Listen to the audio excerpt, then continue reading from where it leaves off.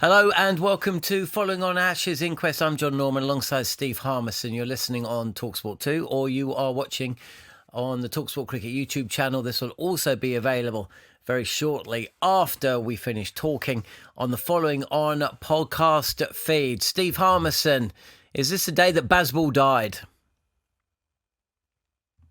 It's over. Whether it's Bazball died or not is another argument again. Some would say, some of the commentators have been saying, I've been flicking between 2 or 3 different stations, and they're talking about Australia, England changing their way and being a little bit more circumspect, a little bit more reserved, and going into their shell a bit. I disagree. I just think this was top quality fast bowling, backed up by a world-class spin bowler. This was relentless bowling from Australia, and England just didn't have the answer. They really didn't. Technically, it showed our deficiency.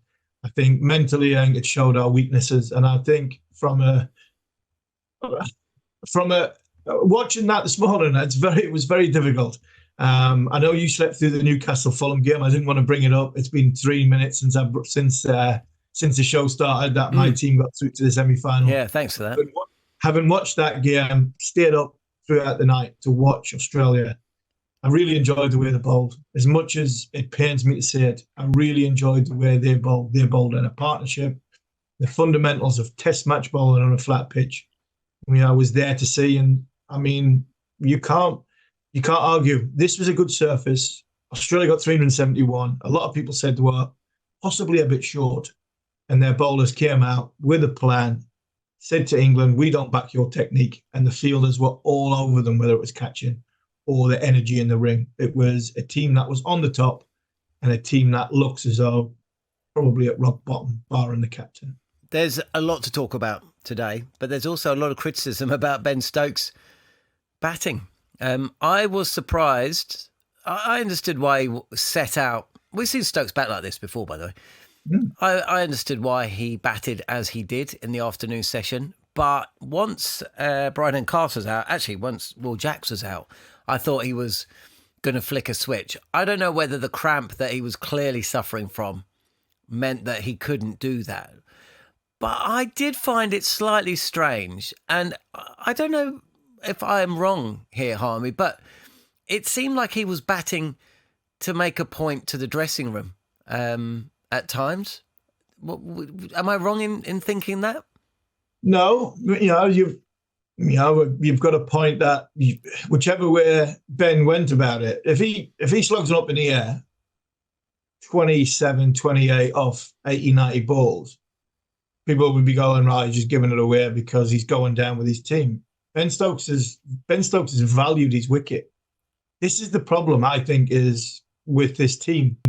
No value on their wicket. Whenever it gets tough, there's no value on their wicket. The value on their wicket is go harder. The mantra of this team is, well, we try and put the bowlers off their lines, put them under pressure by going hard. No, respect the fact that the bowl's in a good area. It's test match cricket. There's a clue in the title. And all Ben Stokes has done is valued the off stump that he's got, valued his wicket, and he's damned if he does and damned if he doesn't when Jofra Archer's in. He backed Archer. If Archer gets out and Tongue gets out, all of a sudden he's 30 not out of 110 balls. Then he might question, I could have gone a little bit harder. But he backed Jofra to play the way he did in Brisbane. So, I can't, and I'm very rarely am I critical of what things that Ben Stokes does.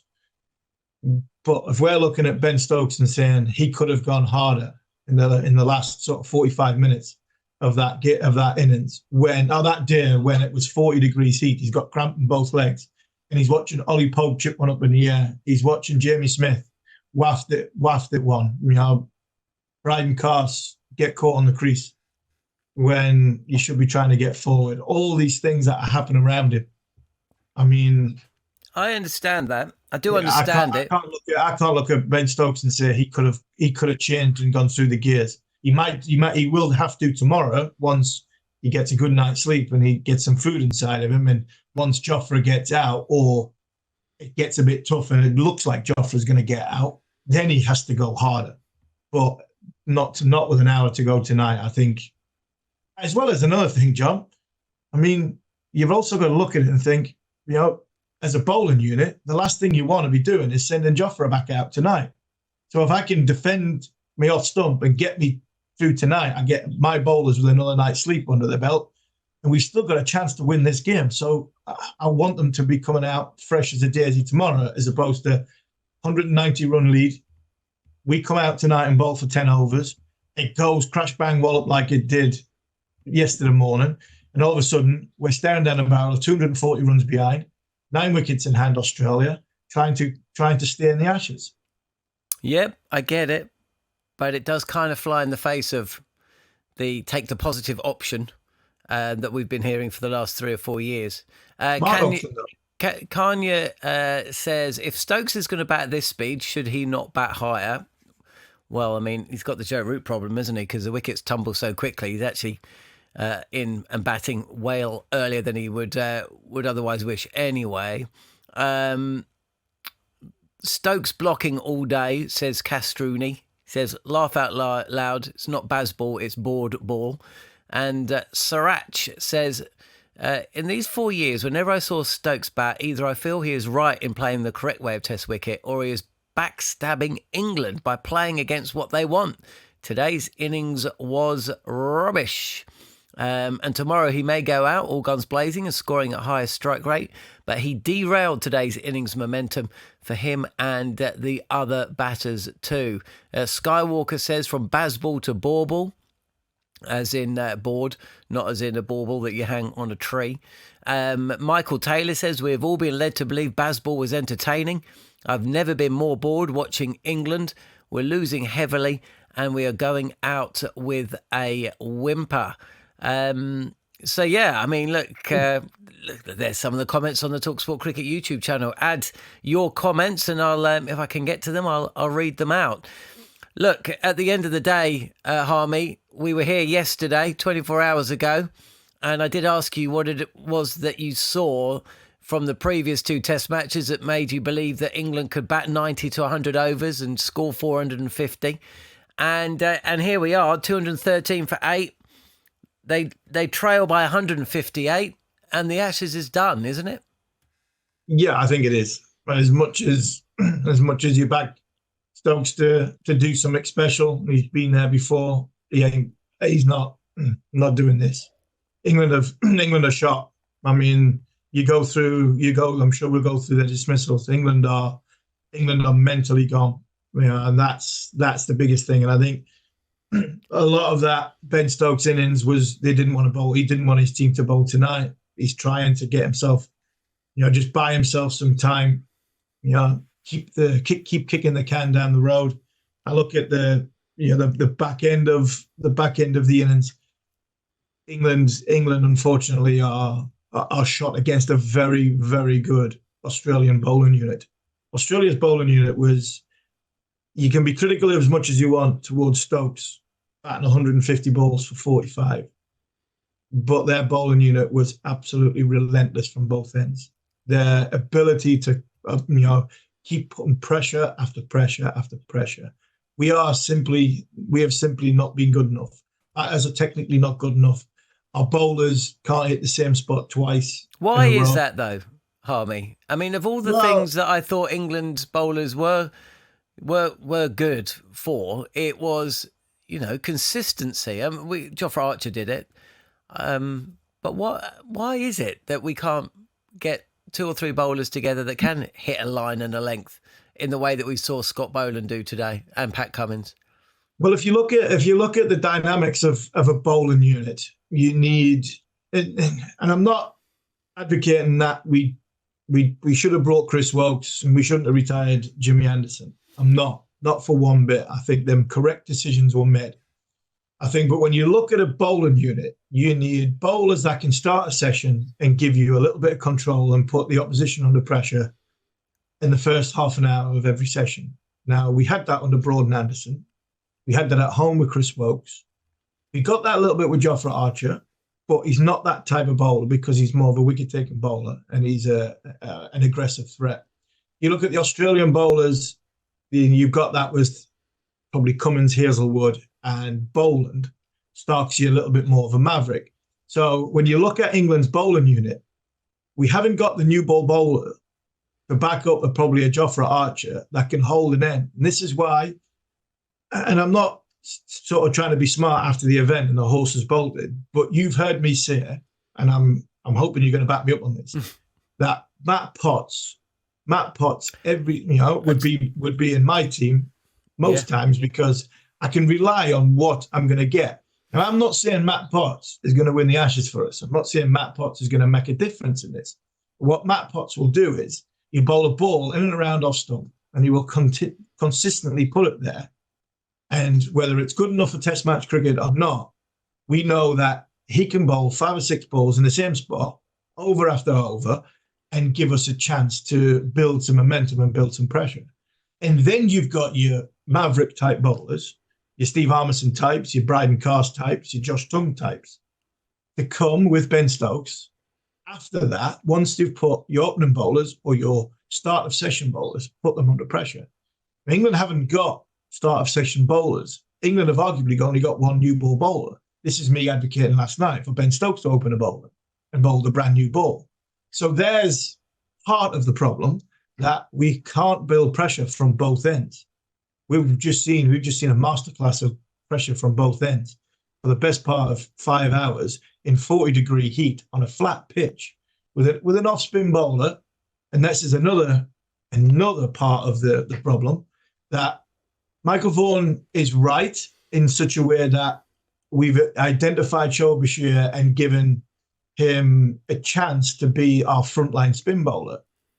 But Shoaib Bashir would have gone 2 for 100 off his 22, 23 overs yesterday, the same as Will Jacks, maybe 95, not 100. Nathan Lyon's bowled 20 overs, 2 for 50. This is Nathan Lyon, who's one of the best bowlers of all time. We haven't got that spin bowler.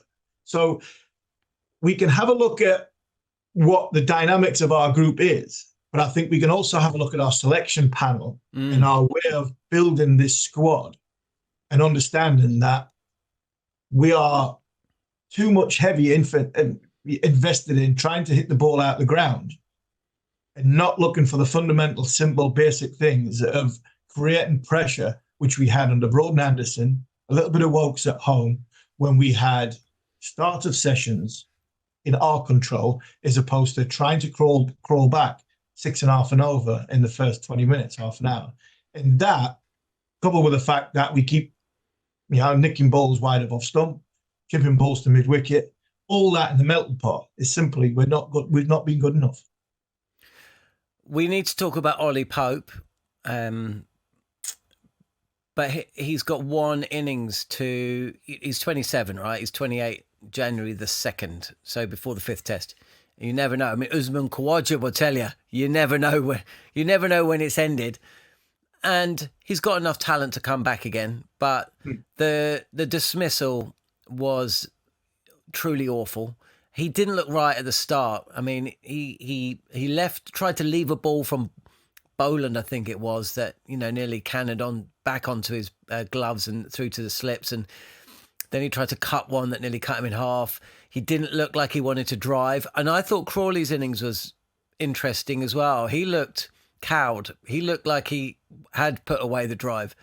He didn't look quite right. Duckett was just getting on with things. Duckett's got some good balls, by the way. I think he's been a touch unfortunate. But anyway, Ollie Pope, that dismissal was a guy that essentially went out there thinking, whatever I do, I'm not going to get out on the drive. And what did he do? Well, actually, if he was going to play at that ball, he probably should have driven it and, got to the pitch of it, eyes over the ball, played it along the ground, blah, blah, blah. But what he did instead was he just dragged it, didn't he? Dragged it from 7th stump to short mid-wicket. First over as well that Nathan Lyon had bowled. It was the shot of a man who looks shot. He looks scrambled, and he may go out there and score 100 in the second innings, and it would be glorious if he managed to do that. But for a guy that's played 8 test matches against Australia and has never gone past 50, in fact, his highest score against Australia was in the first innings at Perth, England are going to be feel like they are going to have to make a change in their batting. They've only got one backup batter, And it's looking more and more likely that Jacob Bethel will play in Melbourne, and Ollie Pope is set for a spell on the sidelines and will never bat higher than 6 again for England. Yeah, I think you've summed it up perfectly there. You know, this young man, he's a very, very impressive young man. I've got loads of time for Ollie Pope, but unfortunately, I think he does need to come out. I think he needs a little bit of rebuilding. I looked at him in the first test and thought, you know what? There's good signs here. His balance was good. His head position wasn't too bad. He wasn't as frantic. First 30 balls, his bat plane was coming down straight or straighter than what it has been. He was all over the shop in Brisbane, and that word scrambled. Yeah, that word scrambled. His brain must have been scrambled for that shot against Nathan Lyon to go from where it was to get it to the position he got it to. I'm talking as a world-class number 11 here. It just looked, he just looks all at sea. I feel sorry for him because it's not a very nice place. I've been there, been in Australia when your head's all over the shop. He probably does need a little bit of time out. Does he come back as England's backup wicketkeeper later down the line because Jimmy Smith's not exactly pulling trees up. I think he's been found out a little bit physically, technically, and mentally, where Ollie Pope probably needs a bit of time with bats. Back at Surrey, Alex Stewart, because you got to remember there's been a lot asked of Ollie Pope. Not defending him. He's been asked to do vice captain. He's been asked to do bat number 3 where nobody wants to bat. And there's a good player in there. I spoke to Manners, John, on Monday on Following On, and we talked about that great innings in Hyderabad. You don't play innings like that in Test match cricket if you're a bad player. You're a good player. I think this is all in the mind of Ollie Pope, and he's brought in a lot of technical problems, which I think need to be ironed out and addressed for him to go away and come back. I still think he'll play Test cricket again, but I don't think he'll play anymore in this Ashes once this Test match is finished. Nasty Badger says, I want to see McCullum resign after this test. His team is not doing well. We had a caller to talkSPORT who said something similar, actually. Angus says, Aussie here. Stuart Broad was right when he said this is our worst team since 2010. And this England team will beat NASA's record. The effort from England has been pitiful. Bazball is dead. What else? Joe Root is lucky that Pat Cummins, this is from Bismoy99. Joe Root is lucky that Pat Cummins was not playing the first 2 tests. He would never have scored a century with Cummins playing. Now, I don't know about that, but I tell you what, that was, when you look back at the past and you talk about Mike Atherton, fine batter, opening batter, and the problems he had against Glenn McGrath and Curtly Ambrose, which is completely understandable. Joe Root against Pat Cummins, it's just time and time again, Cummins just seems to have his number. He does, and he bowled brilliantly, didn't he, Pat Cummins? How many times do we say over the last, 5 days? He hasn't played since July. It's going to be hot, first couple of days. Get him into his 3rd and 4th spell. He's bowled 14 overs, 3 for 54, and he was relentless in and around off stump. He was. Joe Root nicked the ball, which was wide of off stump. Joe Root nicked the ball, which I think he more often than not nicks. If there's if there's an area where the greatest player that England's ever produced is vulnerable, it is in and around that sort of top of 4th, top of 5th stump where he sometimes doesn't quite get his weight going into the ball and he gets caught on the crease. Pat Cummins' lengths and his angles are brilliant at that. So, yeah, might have a point about him not being at Brisbane, but, take nothing away from Joe. I think it was backed up at the other end. It was relentless. Boland, Green, when Green came on, never let up. Stark started the ball rolling very, very nicely. And Cummins and Lyon, when they got together in that middle period, they didn't give any cheap singles, didn't give any boundaries. And it was a bit like, Alan Brazil's just mentioned to me on Breakfast Show, talking about Glenn McGrath and Lyon going past McGrath. It was a little bit like Warner McGrath today, where you got no freebies, constantly under pressure, and your technique was questioned. And Joe's, unfortunately, around that 5th stump, he does, along with Harry Brook, have the similar trait, which is just a sort of push at the wide one. Harry Brook, it did seem like England, and this is going back to my first question to you, Harmy, is Bazball dead? Is today the day that Bazball died? Zach Crawley, Joe Root's been playing Joe Root's way for a couple of years now, so moving to one side. But Zach Crawley today seemed to have put away a couple of shots. He didn't last too long. Harry Brook hit 45 from 63. Ben Stokes, we've seen him start an innings slowly. We haven't seen him continue through 151 deliveries this slowly, but I completely take on board the fact that it's going to be cooler tomorrow, 29 degrees in Adelaide. You want your bowlers bowling then. You don't want them bowling today. And it was a case of just sticking it out. He was also suffering cramp. But essentially, everything that we've been told about Bazball over the last 3 years disappeared today. England have changed tack. And I think when they look back at this series, the selection of Will Jacks over Shoaib Bashir, the confused narrative about whether England lost the first test because of the batters that were set were getting out, or because batters weren't more aggressive, even though they were all out playing aggressive shots. And then the fact that they've gone out of their shells and then back into it today. I think that there's been confusion in terms of the message that has been delivered. And essentially, I think a lot of the batters today weren't quite sure what they should be playing. And I think it showed. Yeah. I mean, there's a lot in that. There's a hell of a lot in that. And unfortunately, John, do you know what the biggest thing about all that stuff is? It's not New Zealand, home or away. It's not Pakistan, home or away. It happens sometimes against India, and it happens all the time against Australia.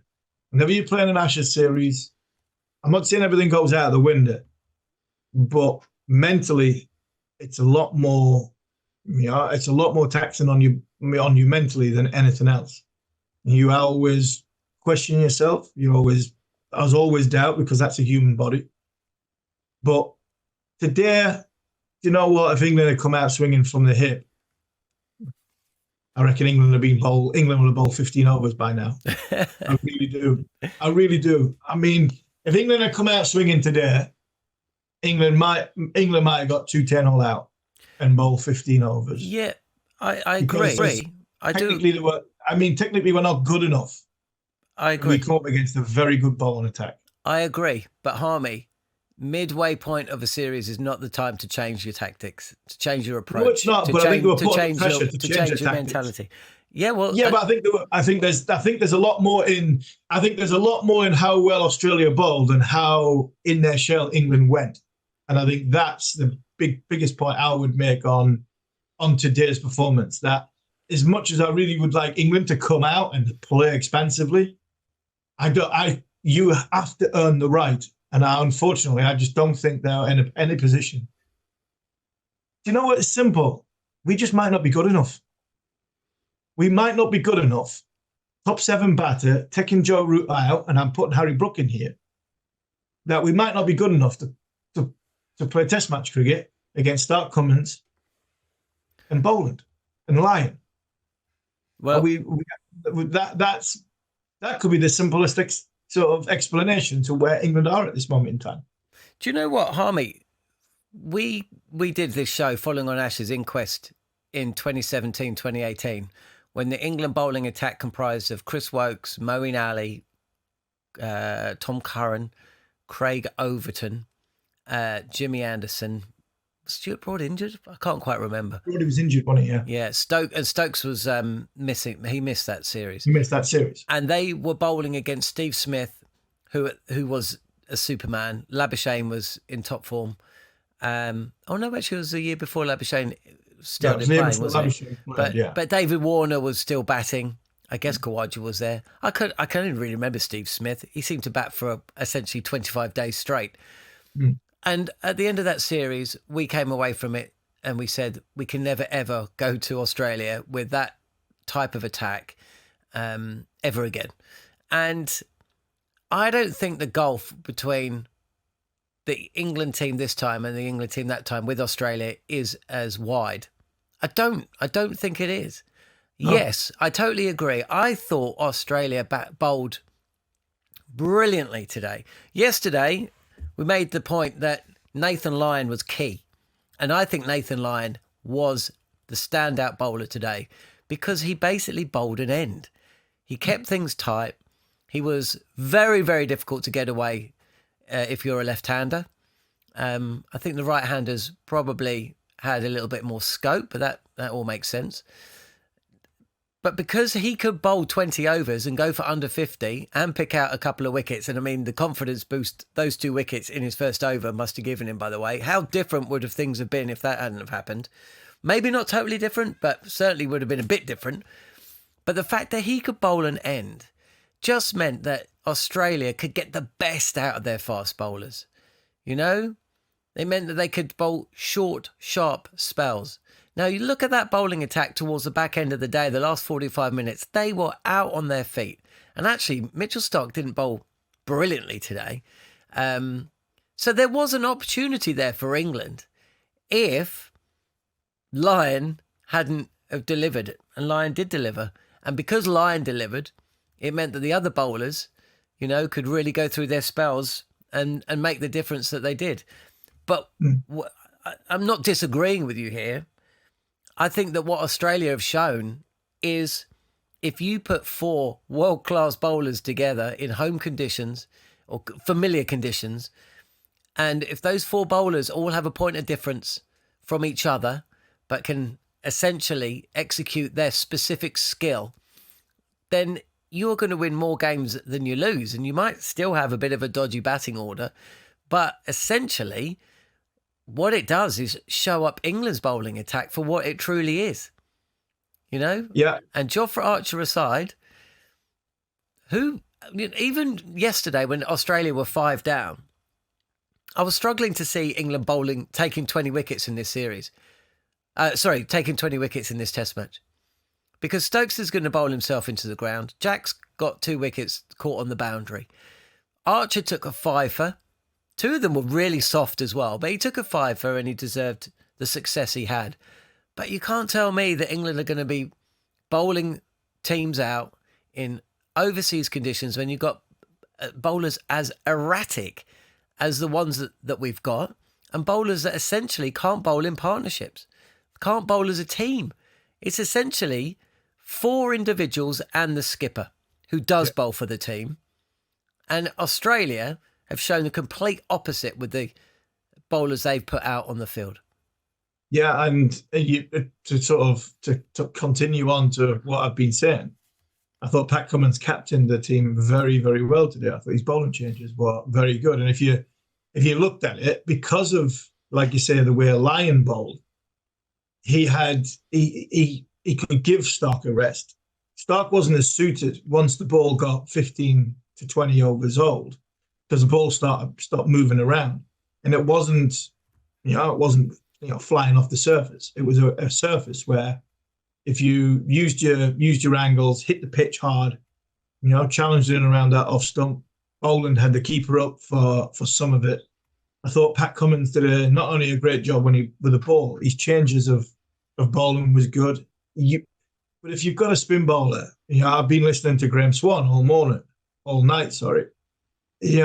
England haven't had anybody like Nathan Lyon since Graham Swan. And that the ability to have a controlling spin bowler who can block off 20 overs from one end, go for no runs, and still have a skin in the game when it comes to wickets, it makes it so much easier to go at the other end. And when you're mentioning England's bowling attack, you're right. Stokes does bowl for the team, but Stokes is expensive as well. He does go for boundaries. So, like I said before, I'm not advocating that Broad, Anderson, and Wokes, should have been kept going, and they should have been here, especially Anderson and Wokes.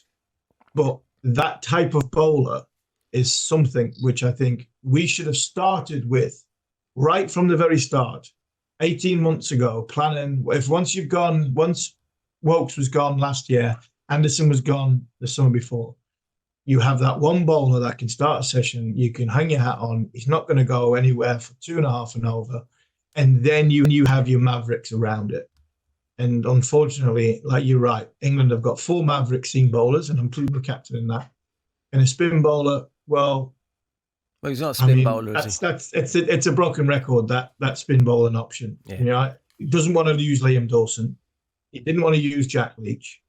So all of a sudden, England, when it's all said and done, and we've had this, when we're sitting here at the end of Sydney, we're all going to be off our long run-ups. And I think there's a lot of people, I think, in the management side of how this squad, or how this debacle of preparation has gone.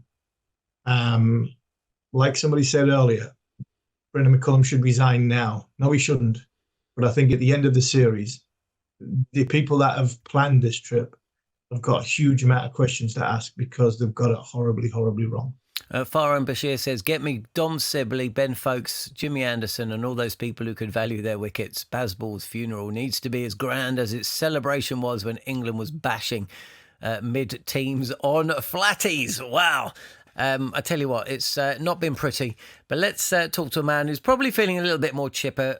Robert Crash Craddock from the Brisbane Courier Mail, part of Code Sports over in Australia, joins us. Crash, well, the wait for a competitive Ashes series goes on, I'm afraid. More one-sided fare today, but boy, oh boy, you must have appreciated how your boys went about bowling on a pitch that, if you listen to some people, was going to give up 600 runs to the English today. Yes, John. Look, let's be candid. I think it's been the best Australian performance in many seasons in terms of tight game plans. You know, bringing Alex Carey up to the stumps. Plans to individual batsmen, the right lengths, the right lines. Everything sort of worked for Australia, and nothing's worked for England. I mean, in the first innings, there was no Australian batsman caught in slips or behind. Now, that has to be a statement on England's poor length. So, look, we said it last time, John, and we've got to say it again. In our lifetime, there's been no tight Ashes series in Australia, and nor is it happening this time. Yeah, Crash, Australia got 371, and a lot of Australians thought they were short. They were short of, 50, 60, 70 runs on a wicket, which is, going to get better and better. Is that true, or what Australia just thinking, trying to give England a little bit of a bravado? Yeah, look, it was barely a pass mark. Adelaide Oval, that is a good deck, Harmy. It's a good batting deck. But once again, Ollie Pope didn't even size up Nathan Lyon. He didn't even watch an over of him before this little deep to mid-wicket. It was reckless. And nothing will now redeem Harry Brooks' tour. Nothing will now redeem Duckett's tour. They're gone. Like, this Ashes are gone. I don't care if they score a double century in Melbourne, but you raised a terrific point in a column we did. Your fear for Andrew, that Ben Stokes could suffer from what you call the Andrew Flintoff syndrome of overworking, over bowling and breaking down. And Harmy, you got it right. It happened today, and I guess you must feel further damage could be ahead. I mean, further damage could be ahead, because you don't know what Ben's body's going to pull up tomorrow, and then if they get a couple of quick wickets, Australia, England have to go out and bowl. And me and Jon Norman have been rightly talking about the difference between Australia's bowlers and England's bowlers. And, you mentioned that not being able to hit the right lines and lengths, and Stokes is one of the only ones that sort of pitch it up and give it a chance. So yeah, I think there is an issue that possibly he could go down like Andrew did in 2006-07, but he needs help for that not to happen. And the help from England's point of view is the non-spinner, but the spinner today for Australia worked brilliantly, and Nathan Lyon. He did, and it just shows, gosh, he'll be a hard man to replace, Harmy. I mean, we take him for granted so much. And today he passed Glenn McGrath on the Australian wicket takers list, only Shane Warne's ahead of him. And you know, I remember when Shane Warne retired, Harmy, we had 11 spinners chosen before Nathan Lyon, and he came in and just did a job, you know, for the last 14 years. He's so underrated. But it was, you know, it's just, it was a constant threat. Pat Cummins came back, and his comeback was pitch perfect. He bowled really well. Boland was steady. Over the stumps, Carey moved up, a good game plan. So it worked for Australia, but I was hoping for more from England. I just felt anything beneath 320 was a failure on this wicket, Harmy. Crash, do you feel with the English watching them that after the criticism that's been levelled at them, the manner of the Perth defeat, they were so far off at the Gabba, but do you look at these batters now and think, a bit like Bryden Cass's lengths, they're stuck. They're stuck and they don't know whether to stick or twist? That's a very good point, John. I see a team uncertain of where they are and what they're doing. Today was one of their slowest innings in the Bazball era. That's very significant. They were trying to sort of respect the bowling, respect the conditions, and I felt that they were sort of caught between stools. And, you know, Stokes was wonderful, wasn't he? 4 hours into a 50. You know, he was terrific. And Archer was good down the end after they had a blue early in the day. But I saw a man close to snapping when Stokes challenged Archer after the first few poor overs when he finally got Stark out. He didn't care who was watching him. And I've seen that before, captains overseas. Australia are very big captain killers.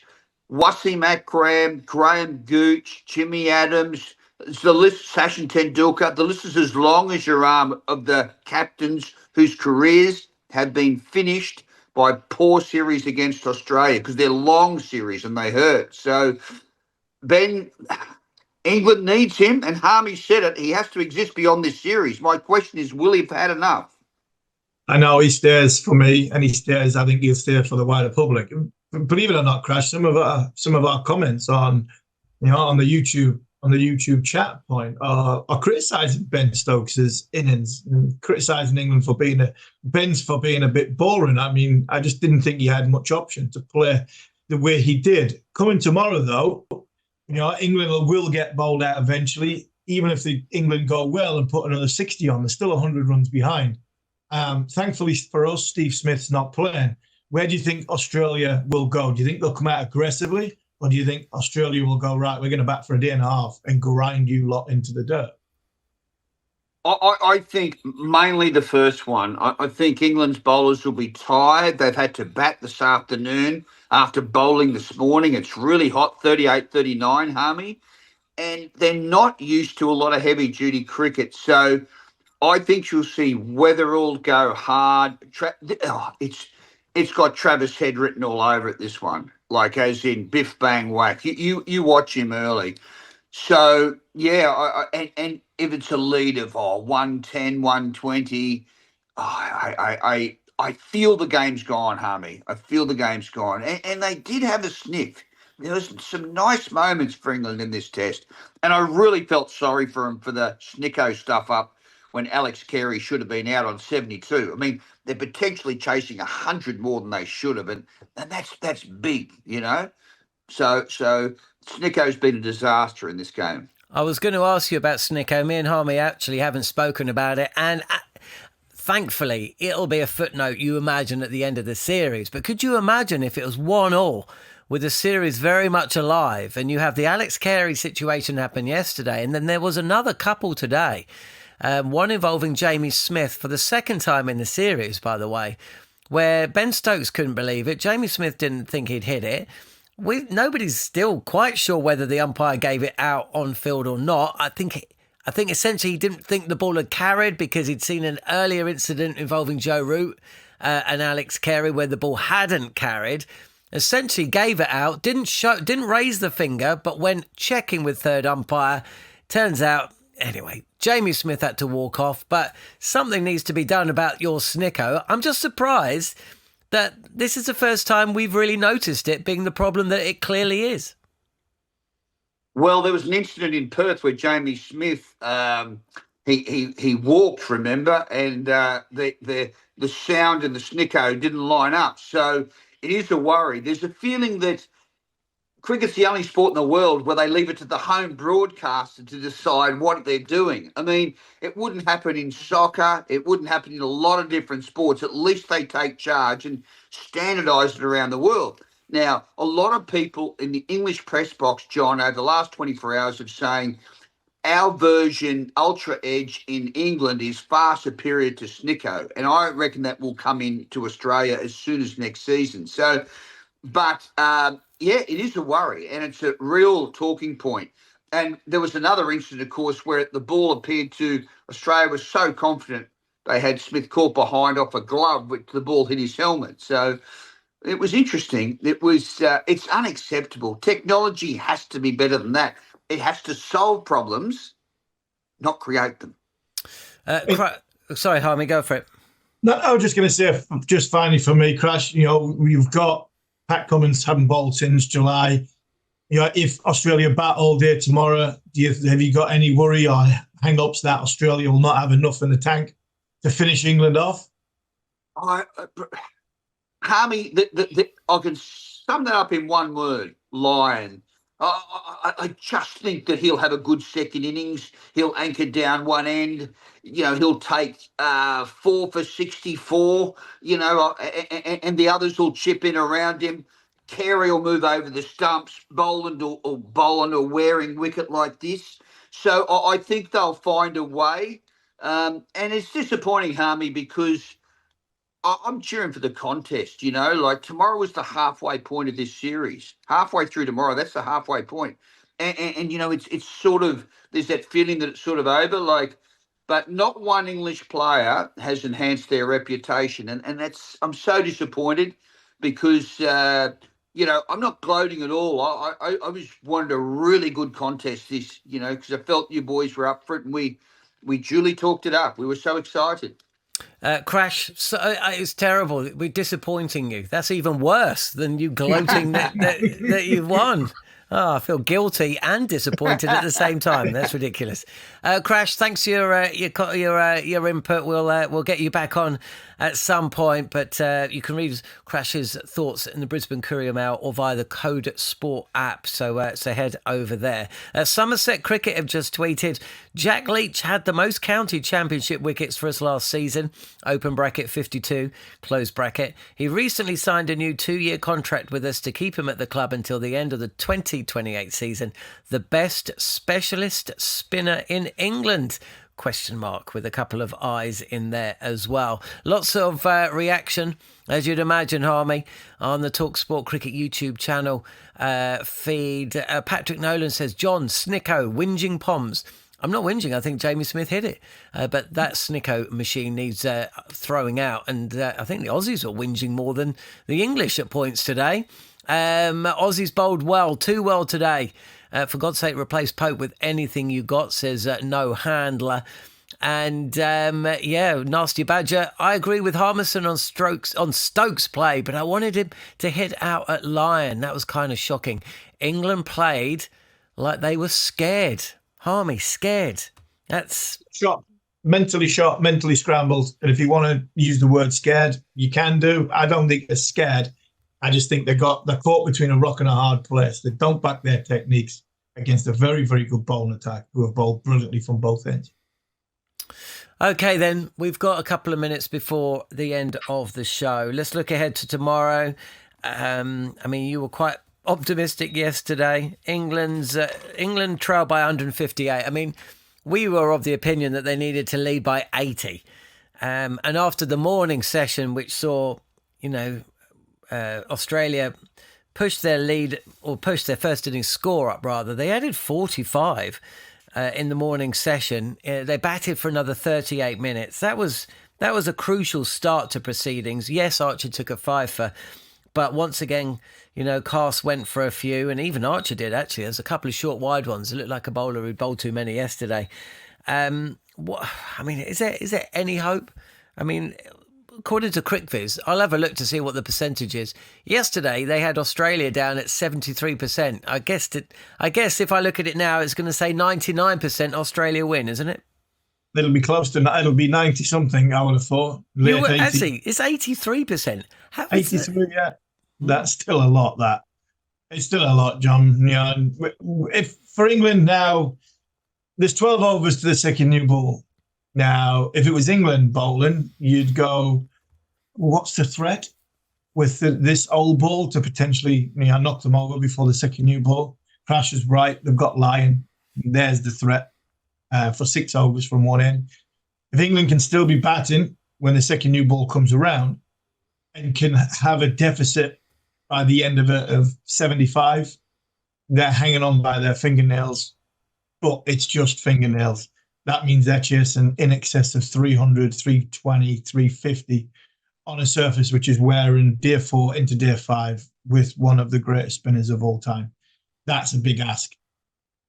When England are in home, in their own back garden, and all things are going rosy, England would have a chance doing that.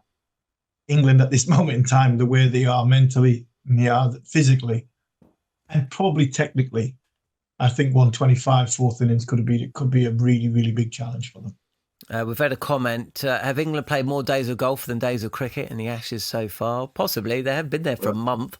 RN Bitshu says, England batters really need to introspect their ideology. Bazball can be effective in certain scenarios, but it's the classic test match approach that ultimately places you in the league of greats. Do you know what? Listening to Crash then, he said something that's absolutely damning. Not one England player has enhanced his reputation in the Ashes 100%. So far. 100%. 100%. And that just tells you why that they're going to lose the Ashes quicker than anybody else has lost them in English cricket history. You can blame preparation, you can blame playing golf, you can blame going to Noosa, you can blame not going to Canberra. Today, if somebody came on here and tried to convince me to blame Snicko, it would be so short-sighted. Bottom of it is, England have not been good enough in every single facet that they've come up against a very, very, I wouldn't say a very, very good Australia side, but in this test match, on the flattest pitch of all, when Bazball should have been at its biggest and best, England have been done over by a very, very, very good bowling attack. And that is something, hey, you can take your hat off and doff your cap, getting beat and losing to a very, very good player, to play that. But I think England, again, this is the third test match in a row that they've contributed to their downfall. It's been chastening. Also, do you know what? Tomorrow will be the halfway point of the Ashes. If you were imagine them to be all 5-day tests. Yeah. Midway point of lunch and tea on day 3 at Adelaide will be the halfway point of this Ashes series. Australia could be 300 in front. Yeah. Okay, Harmy, we've both been up all night. I'm going to let you go. You head off. You get some sleep. I imagine you're going to be up again and you're not going to be buoyed by Newcastle beating my team Fulham. Meanwhile, by the way, in Mount Maunganui, I tell you what, how much would you have loved this scorecard? New Zealand ended the day 334 for 1. Oh, imagine that. Crawley with an unbeaten 150. Ben Duckett just falling just short of what would be his first Ashes century. And Ollie Pope with a swashbuckling 100-odd. Shades of Brisbane 2010. We can forget about Alistair Cook and Andrew Strauss and Jonathan Trott because England have replaced them today and the Ashes is alive. 2-1 down, going to Melbourne, and with all the impetus and momentum. Oh, never mind, wasn't to be. We will be back, though, following day 3 of Adelaide. What will we be talking about tomorrow? Well, I'm slightly fearful. Join us, though, either via the following on podcast feed, talkSPORT 2, or the talkSPORT Cricket YouTube channel. Thanks for joining us here on Following On Ashes Inquest.